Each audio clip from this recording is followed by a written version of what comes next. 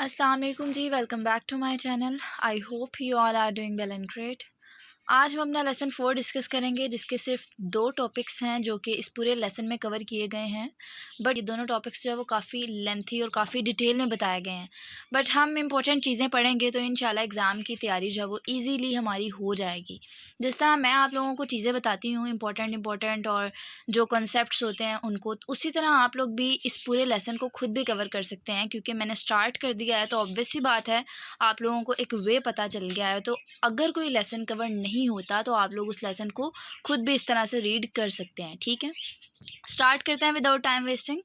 2 topics हैं, एक teaching of communication skill है और दूसरा अप्रोचेज मेथड्स एंड प्रैक्टिसेस हैं। उसको आगे फर्दर जो है वो कैटेगराइज किया गया है, grammar, translation method, direct method and further topic 15 start करते हैं, जो कि हमारे पास टीचिंग ऑफ कम्युनिकेशन स्किल है। इसमें वो क्या बता रहे हैं कि कैम्ब्रिज एकेडमिक्स ने गुड कम्युनिकेशन स्किल के लिए एक सिंपल गाइड बनाई। ठीक है, आप कैम्ब्रिज यूनिवर्सिटी से जितने भी स्कॉलर्स अफिलिएटेड हैं बेसिकली उसकी बात की जा रही है। ठीक है, उन्होंने गुड कम्युनिकेशन स्किल के लिए एक सिंपल सी गाइड बनाई थी। ठीक है, जिसको आगे फर्दर कैटेगराइज किया गया था, या आप कह सकते हैं जिसके आगे 4 डिस्टिंक्ट स्ट्रैंड्स थे जो कि इन स्किल्स को डिवाइड करता है। ठीक है, अब वो कौन से 4 डिस्टिंक्ट स्ट्रैंड्स हैं? एक फिजिकल है, एक लिंग्विस्टिक है, कॉग्निटिव है एंड फोर्थ वन हमारे पास सोशल एंड इमोशनल है। फिजिकल में वो क्या बताते हैं? फिजिकल बेसिकली बॉडी लैंग्वेज और वॉइस वगैरह। ठीक है, फिर अगर हम लिंग्विस्टिक की बात करें तो इसमें हम लैंग्वेज का यूज़ जो होता है, ठीक है, वो सब आ जाता है। कॉग्निटिव की अगर बात करें तो इसका मतलब होता है क्या कहा गया है। ठीक है, और आइडियाज़ जो हमारे जहन में चल रहे होते हैं वो सारी चीज़ें इसमें आ जाती हैं। सोशल और इमोशनल की अगर बात करें तो इसमें शामिल होता है सुनना, दूसरों समेत जो है वो सुनना, और ऑडियंस को जवाब देना, रिस्पॉन्ड करना। बेसिकली सोशली जो जो हम कर रहे होते हैं, ठीक है, वो सब कुछ इसमें शामिल है। ठीक है, तो ये 4 स्टेप्स हैं, परेशान नहीं होना। जो आप लोगों को मैंने बता दिया है आप लोग जस्ट वो लिख देंगे ना, इनफ होगा। ठीक है, आप लोगों के इस क्वेश्चन के लिए। ठीक है, उसके बाद हमारे पास टीचिंग ऑफ लैंग्वेज स्किल आ जाता है, जिनमें हम 4 स्किल पढ़ने हैं, listening, speaking, reading and writing. ठीक है, लिसनिंग की अगर बात करें तो लिसनिंग में वो बताते हैं कि एक वाइटल लैंग्वेज स्किल है। ठीक है, जिसमें हमारे पास 4 स्किल्स ऑफ अ लैंग्वेज आ जाते हैं, जो कि listening, speaking, reading and writing है। ठीक है, उसके अलावा ये इन्वॉल्व होता है एक्टिव इन्वॉल्वमेंट किसी भी इंडिविजुअल की। ठीक है, लिसनिंग में एक्टिव इन्वॉल्वमेंट होते हैं जिसके थ्रू हमारे एरर्स करेक्ट होते हैं। इसमें बेसिकली इन्वॉल्व है एक्टिवली रिसीविंग, अंडरस्टैंडिंग और रिस्पॉन्डिंग टू स्पोकन लैंग्वेज। वो सारी चीज़ें इसमें ऐड होती हैं। फॉर एग्जाम्पल यहाँ बताया गया कि involve a sender, a message and a receiver. ठीक है, तो ये सारी चीज़ें इस वाले स्किल में ऐड होती हैं। उसके अलावा ये एक साइकोलॉजिकल प्रोसेस है ऑफ रिसीविंग, और साथ ही साथ हम इसमें क्या करते हैं, में कंस्ट्रक्ट करते हैं मीनिंग। ठीक है, जो भी नॉन वर्बल क्यूज होते हैं, मैसेजेस होते हैं, ठीक है, उनको रिस्पॉन्ड करते हैं, वो सारी चीज़ें इसमें शामिल हैं। उसके अलावा लिसनिंग होता है ना, वो कुछ की कंपोनेंट्स को कंप्राइज करता है, जिनमें हमारे पास, मैं अगर आप लोगों को छोटा छोटा सा बताऊँ, जिसमें हमारे पास डिस्क्रिमिनेटिंग बिटवीन साउंड्स आ जाता है। फॉर एग्जाम्पल साउंड्स के दरमियान फ़र्क करना, टोन, रिदम, पिच वगैरह। ठीक है, सब इसमें आ जाता है। उसके अलावा हम क्या करते हैं, हम रिकॉग्नाइज करते हैं वर्ड्स को, मीनिंग्स को समझते हैं, आइडेंटिफाई करते हैं ग्रामेटिकल स्ट्रक्चर्स को, कनेक्ट करते हैं लिंग्विस्टिक क्यूज को नॉन लिंग्विस्टिक एलिमेंट्स के साथ। ठीक है, तो ये सारी चीज़ें जो है वो इसमें पाई जाती हैं। ये सारे स्टेप्स जिस तरह मैंने बताए हैं जस्ट उस तरह याद कर लें। ठीक है, उसके अलावा नीचे वो बताते हैं कि जो पोजीशन है लिसनिंग की सेकंड फॉरेन लैंग्वेज प्रोग्राम में, वो जो है वो बेसिकली बदल गई है। अब सिर्फ हम मतलब समझने के लिए नहीं लिसनिंग को इस्तेमाल करते, बल्कि एक स्किल बन गया है जो कि ओवरऑल जो हमारी लैंग्वेज है उसकी ग्रोथ को सपोर्ट करता है, जैसे कि स्पीकिंग हो गया, रीडिंग हो गया, वो सब। ठीक है, तो अगर हम स्टडीज़ जो रिसर्च है, ठीक है, उसको अगर उसकी बात करें तो वो शो करती है कि आप लर्न कर सकते हैं लिंग्विस्टिक एलिमेंट्स थ्रू लिसनिंग। ठीक है, तो ये जो मैं सारी चीज़ें बता रही हूँ ये इस पैराग्राफ में बताई गई हैं। ठीक है, ये मैटर से पता चलता है कि लर्नर्स को पता होना चाहिए बोथ रिटन और स्पोकन फॉर्म्स का फॉर इफेक्टिव लैंग्वेज लर्निंग। ठीक है, तो ये सारे पैराग्राफ में जस्ट यही बताया गया है और इसमें कुछ भी नहीं है। जो मैंने हाईलाइट किया है जस्ट वो 3-4 पॉइंट्स आप लोगों ने याद रखने हैं। ठीक है, उसके बाद अप्रोचेज आ जाती हैं लिसनिंग प्रैक्टिस के लिए। फर्स्ट लाइन में पहले तो बता रहे हैं कि teachers instruction in the classroom is not sufficient to improve one's listening competence. ठीक है, तो वो टीचर्स की जो इंस्ट्रक्शन है वो सिर्फ काफ़ी नहीं है। ठीक है, और भी बहुत सारी स्ट्रेटजीज जो हमें फॉलो करनी चाहिए, बहुत सारे स्टेप्स हैं जिनमें हमारे पास 3 अप्रोचेस आ जाती हैं। नैरो लिसनिंग है, रिपीटेड लिसनिंग है एंड रीडिंग वाइल लिसनिंग है। ठीक, अगर हम नैरो लिसनिंग की बात करें तो ये ओरिजिनेट हुई थी नैरो रीडिंग से। ये इंपॉर्टेंट क्विज है, आप लोगों को रिपीट हो सकता है। ठीक है, बाकी इसका जो मेन कॉन्सेप्ट है ये फोकस करता है ऑन वन टॉपिक, जैसे कि वेदर का टॉपिक हो गया, स्पोर्ट्स का टॉपिक हो गया। ठीक है, तो उस तरह से ये जो है वो एक टॉपिक के ऊपर फोकस करता है और ये हर स्किल के लिए जो है वो सुटेबल है और टेक्नोलॉजी ने इस अप्रोच को और ईजियर बना दिया है। ठीक है, तो इसको हम नैरो लिसनिंग कहते हैं। इसमें जस्ट यही है और इसमें कुछ भी नहीं है, आप लोग पढ़ सकते हैं, बाकी इनफ है अगर आप लोगों ने मेन पॉइंट्स के साथ चलना है। ठीक है, उसके अलावा अगर हम रिपीटेड लिसनिंग की बात करें तो इसमें क्या होता है कि हम रिपीट करते हैं रीडिंग को और ये सिमिलर है फर्स्ट लैंग्वेज की रिपीटेड रीडिंग से। ठीक है, इसको हम जो है रिपीटेड लिसनिंग कहते हैं और ये ड्राइव्स हुई थी from an L1 source repeated reading. ठीक है, तो बेसिकली जो है ये सिमिलर है फर्स्ट लैंग्वेज की रिपीटेड रीडिंग से। उसके अलावा मल्टीपल टाइम्स जो है वो एक सेम टेक्स्ट की जो है वो प्रैक्टिस करना ज़्यादा इफ़ेक्टिव बनाता है हमारी लैंग्वेज लर्निंग को और ये हेल्प करता है नॉन एक्यूरेट से ऑटोमेटिक अंडरस्टैंडिंग की तरफ। ठीक है, तो ये हमारे पास बेसिकली रिपीटेड लिसनिंग है और बाकी चीज़ें इसमें जस्ट पढ़ने वाली हैं, पढ़ लें अगर आप लोग पढ़ना चाहते हैं। ठीक है, बाकी ये जो मेन चीज़ें हैं, 2-2 3-3 लाइंस के पॉइंट्स मैंने जो हाईलाइट किए हैं, अगर आप लोगों को ये भी एग्ज़ाम के टाइम पर याद आ गया ना, लिटरली आप लोगों का एग्ज़ाम बहुत अच्छा हो जाएगा।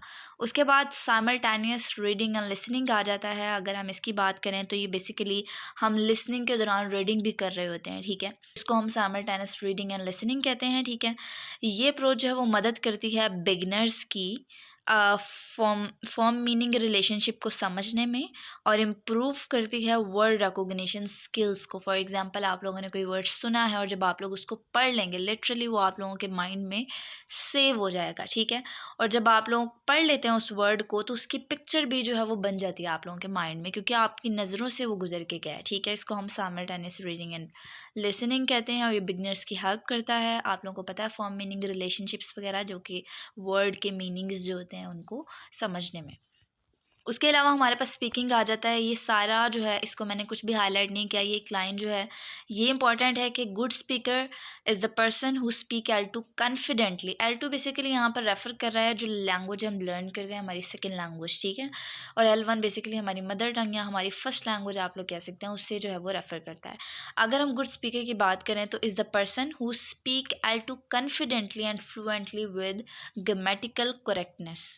तो यहाँ पर ये लाइन जो है वो इम्पॉर्टेंट है। उसके अलावा नीचे देखें वो क्या बताते हैं कि लर्निंग कॉन्टेक्स्ट में एक पर्सन जो है वो गुड स्पीकर कंसीडर किया जाएगा अगर वो बोले लाइक इन नेटिव स्पीकर्स। ठीक है, कंट्रीज ऑफ UK और USA। ठीक है, तो ये सारी चीज़ें पढ़ने वाली हैं, लेकिन आप लोग जो है वो स्पीकिंग के बारे में खुद भी बहुत कुछ लिख सकते हैं कि स्पीकिंग स्किल क्या है, स्पीकिंग स्किल को हम किस तरह बेहतर बना सकते हैं और एक गुड स्पीकर जो है वो कैसा होना चाहिए और स्पीकिंग जो है उसकी प्रैक्टिस जो है वो लैंग्वेज लर्निंग में किस तरह से हमारे लिए फ़ायदेमंद होती है। ठीक है, तो ये सारे स्टेप्स डाल के एक अच्छा खासा लंबा चौड़ा क्वेश्चन लिख सकते हैं आप लोग। बाकी ये लाइन समझ जाएंगे तो आप लोगों को काफ़ी चीज़ें खुद ब खुद ही आप लोगों के जहन में आ जाएंगी। ठीक है, उसके अलावा नीचे जो स्पीकिंग कॉम्पिटेंस है, स्पीकिंग कॉम्पिटेंस की अगर बात करें तो यहाँ पर स्पीकिंग एक डायनेमिक प्रोसेस है। डायनेमिक प्रोसेस किस तरह से कि थॉट्स और वर्ड्स जो हैं लाइक ए डांस हमारे माइंड में आ रहे होते हैं। ठीक है, जो आपके जहन में आते हैं। ठीक है, इस प्रोसेस को बेसिकली हम डायनामिक इंटरेक्शन कहते हैं of mental articulatory and social processes. तो बेसिकली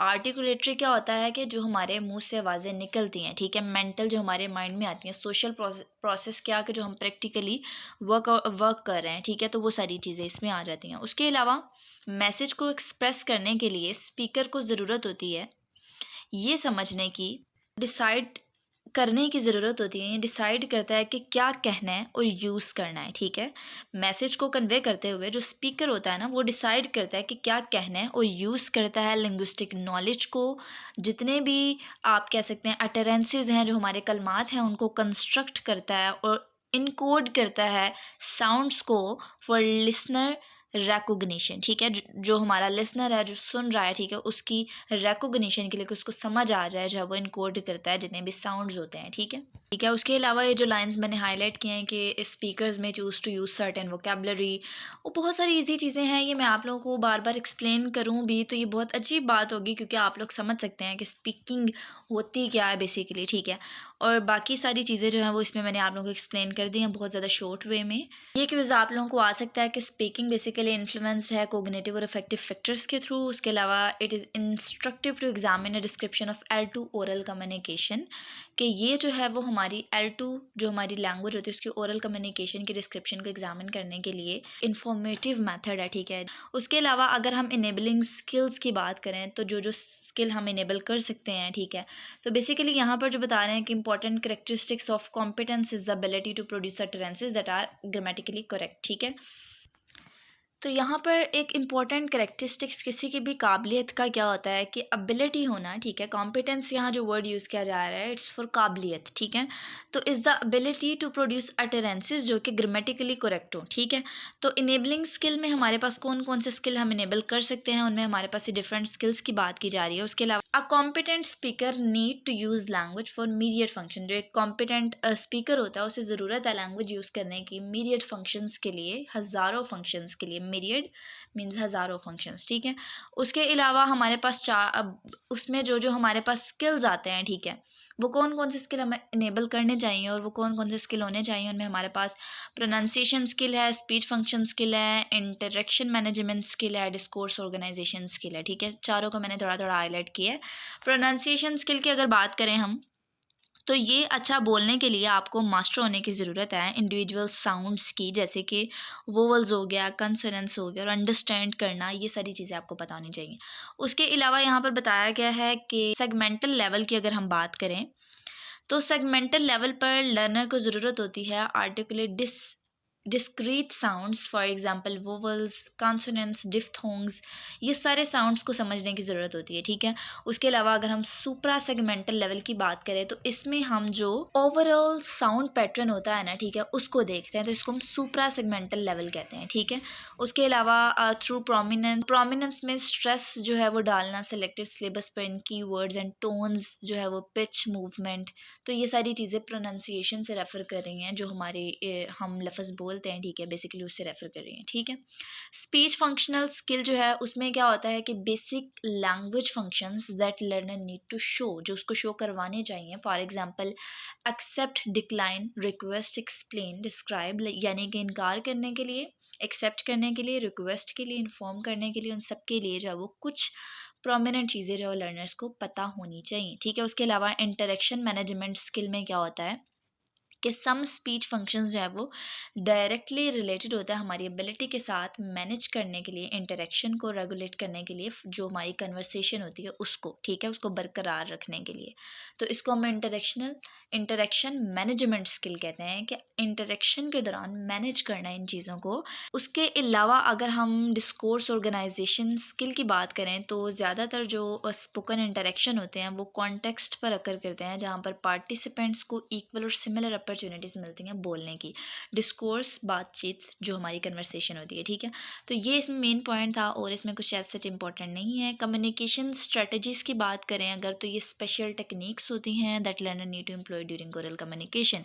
तो उन ओरल कम्युनिकेशन के दौरान उसे जो है वो इसको फॉलो करना चाहिए। एंड देन यहाँ पर ये जो फ्लोरेस ने हाईलाइट किए हैं कुछ स्किल्स को, जो कि अंडरलाइन स्पीकिंग, जो कि स्पीकिंग को अंडरलाइन करती हैं, उनमें हमारे पास ग्रामर को यूज़ करना, एक्यूरेटली असेस करना करेक्टरिस्टिक्स को, टारगेट ऑडियंस के सेलेक्ट करना, वोकेबलरी को, एंड देन अप्लाई करना स्ट्रेटजीज टू इनहेंस कॉम्प्रिहेंसिबिलिटी, ठीक है, और अटेंशन पे करना। तो ये सारे स्टेप्स हैं, आप लोग करने हैं, आप लोग कर लें इस तरह से जिस तरह से मैंने आपको बताया है, ठीक है।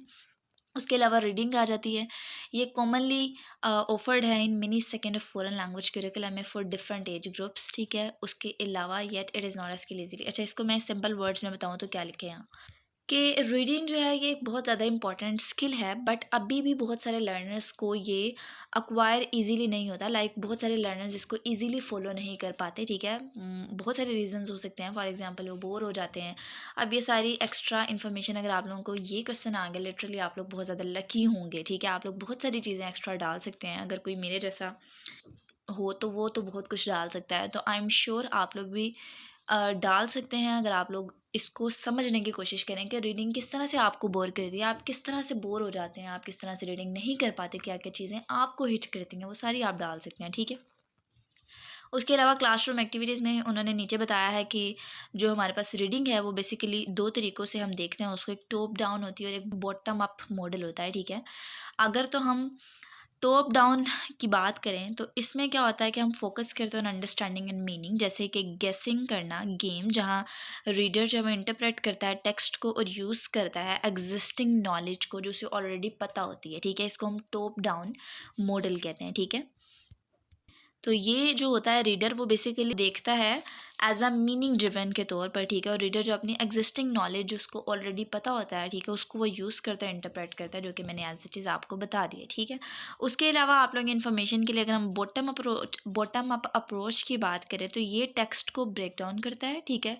और ऊपर से नीचे तक सारी चीज़ों को पढ़ते हैं, ठीक है। उसके बरक्स ये सारा काम तो टॉप डाउन में होता है, ठीक है। ये बॉटम अप प्रोसेस जो होता है ये ज़ोर देता है डिकोडिंग स्किल के ऊपर, ठीक है, और अंडरस्टैंडिंग के ऊपर टेक्स्ट की। तो डिकोडिंग स्किल बेसिकली क्या होता है, अंडरस्टैंड करना इन्फॉर्मेशन को, ठीक है। तो ये हमारे पास आ रहा था। उसके अलावा इंटरेक्टिव मॉडल है, इंटरेक्शन हो रहा है, ठीक है। तो इसमें सिंपल बता रहे हैं कि टॉप डाउन जो प्रोसेसिंग होती है वो ज़रूरी होती है और बॉटम अप जो प्रोसेस होता है वो एक सिग्निफिकेंट रोल प्ले करता है रीडिंग में। उसके अलावा teaching reading in the classroom जो है वो कुछ यूज़फुल स्ट्रेटजीज़ हैं जो कि इन्फॉर्म्ड करता है by researchers and successfully use की गई हैं रीडिंग क्लासरूम्स में, ठीक है। सम ऑफ देम जो है बहुत ज़्यादा, सम ऑफ देम उनमें से कुछ बहुत ज़्यादा यूज़फुल हैं, जिनमें हमारे पास प्री रीडिंग स्टेज आ जाती है, ठीक है, पोस्ट रीडिंग आ जाती है। तो ये सारी चीज़ें हैं, आप लोगों ने एक दफ़ा जस्ट पढ़नी है। राइटिंग का एक complex multi faceted and purposeful act of communication है। ये एमसीक्यूज बहुत दफ़ा रिपीट हुआ। उसके अलावा मज़ीद तो बताते हैं कि राइटिंग को इफेक्टिवली टीच करने के लिए teachers must be explicitly aware of the skills and processes involve. Explicitly जो है बेसिकली हमारे माइंड के अंदर नहीं चल रहा होता, बल्कि प्रैक्टिकली जो टीचर्स जो है वो बता रहे होते हैं, ठीक है। ये सारा कुछ इसमें आ जाता है। उसके अलावा राइटिंग कॉम्पिटेंस जो है ये कंपोज कर effective piece of written work to fulfil a specific purpose, ठीक है। तो इसको effective piece of written work जो है इसमें शामिल है। For example when writing an entertainment engaging story, तो आप लोग इस पर काफ़ी कुछ लिख सकते हैं। फॉर एग्जाम्पल आप लोग लिख सकते हैं कि बेहतर राइटिंग करने के लिए एक पार्टिकुलर टॉपिक जो हमें चूज़ करना चाहिए, उस पर लिखना चाहिए, और किस तरह से आप वो कॉम्पिटेंस, वो काबिलियत जो वो हासिल कर सकते हैं जो कि एक नेटिव स्पीकर के पास होती है। तो उसके लिए जो है वो आपको क्या क्या चीज़ें फॉलो करनी चाहिए। उसके अलावा नीचे वो बताते हैं कि student get aware of the importance of the purpose, तो audience and context of the writing they can employ the following academic discourse skills, ठीक है। तो अगर स्टूडेंट अवेयर हो जाए इसके पर्पस, इसकी इंपॉर्टेंस से, तो वो ये सारे स्किल्स जो हैं ये इसको एम्प्लॉय कर सकता है टू अचीव इफेक्टिव इम्प्लीमेंटेशन, ठीक है, ये सारी इफेक्टिव इम्प्लीमेंटेशन के लिए। उसके अलावा राइटिंग कॉम्पिटेंस जो है उसको 3 कैटेगरीज में आगे कैटेगराइज किया गया है। एक बेसिक है, एक प्रोफिशिएंट है, एक एडवांस्ड है, ठीक है। अगर तो हम बेसिक की बात करें तो इसमें हमारे पास पार्शियल मास्टरी जो होती है बेसिकली वो आ जाती है। अगर हम प्रोफिशिएंट की बात करें तो इसमें हम सॉलिड परफॉर्मेंस की बात करते हैं, ठीक है। और अगर हम एडवांस्ड की बात करें तो ये सुपीरियर परफॉर्मेंस आ जाती है, जो कि प्रोफिशिएंट लेवल्स भी ऊपर की होती है, ठीक है। उसके अलावा कुछ पेडागोजिकल प्रिंसिपल्स हैं, सोशो कॉग्निटिव अप्रोच, जिनमें हमारे पास ये सिर्फ मैंने 3-4 पॉइंट्स ऊपर वाले हाईलाइट किए हैं। जस्ट यही आप लोग पढ़ लें कि टीचर को एक्सप्लेन करने की ज़रूरत है the purpose of the writing to the students, ठीक है। स्टूडेंट्स को राइटिंग के पर्पज़ को एक्सप्लेन करने की ज़रूरत है टीचर्स को, ठीक है। दूसरा, राइटिंग लेसन्स जो है would address the knowledge transformational approach to writing. Writing lessons होते हैं ये एड्रेस करेंगे जितनी भी नॉलेज ट्रांसफॉर्मेशन अप्रोच होती है, ठीक है, राइटिंग में जो तब्दीलियाँ वगैरह आती हैं उसको एड्रेस करेगी। उसके अलावा second language writers writing performance can be enhanced understanding, ठीक है। तो वो ब्रॉडर सेंस में जो है वो अंडरस्टैंडिंग को एड्रेस कर सकती है, अंडरस्टैंडिंग को जो है वो इन्हेंस कर सकती है। उसके अलावा राइटिंग जो है कॉम्प्लेक्स एक्टिविटी है, मोस्टली जो रिपीटेड है ये writing is a complex activity ये वाला, ठीक है। यहाँ हमारा टॉपिक एंड होता है। लेंथी है लेकिन देखिए कितना ज़्यादा ईजी है, कुछ भी डिफ़िकल्ट नहीं है, ठीक है। अगर आप लोग इस तरह से मेन मेन चीज़ों के साथ चलेंगे, लिटरली बहुत सारे ऐसे सब्जेक्ट्स जिनके लेक्चर्स यूट्यूब पर अवेलेबल नहीं हैं, आप लोग उनको भी कवर कर सकते हैं। बाकी लेक्चर अच्छा लगा है तो एक लाइक लास्ट में कर देना। दुआ में याद रखिएगा। अल्लाह हाफिज़।